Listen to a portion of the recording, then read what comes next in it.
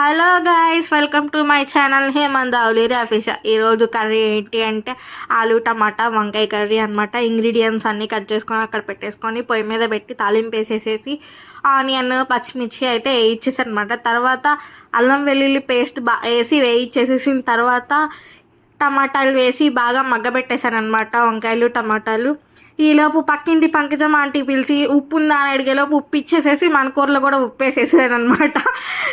ఈలోపు కూరలో అటు ఇటు తిప్పుతా ఉంటే పంకజమ్మ ఆంటీ వెళ్ళి బంగాళదుంపలు వేయమ్మ వెళ్ళి పొయ్యిలో అని అంటే సరేలే ఆంటీ అని చెప్పని పొయ్యిలో బంగాళదుంపలు వేసేసేసి అలా మగ్గబెట్టేసేసి ఇంకేంటంటే సంగతి అని అంటే రేపు మా ఇంట్లో చికెన్ అందనమాట. అయితే మాకు లేదా అనే లోపు వెళ్ళి పొయ్యి మూత పెట్టి మగ్గబెట్టి పోమ్మా అని చెప్పని పంపించేస్తుంది అనమాట.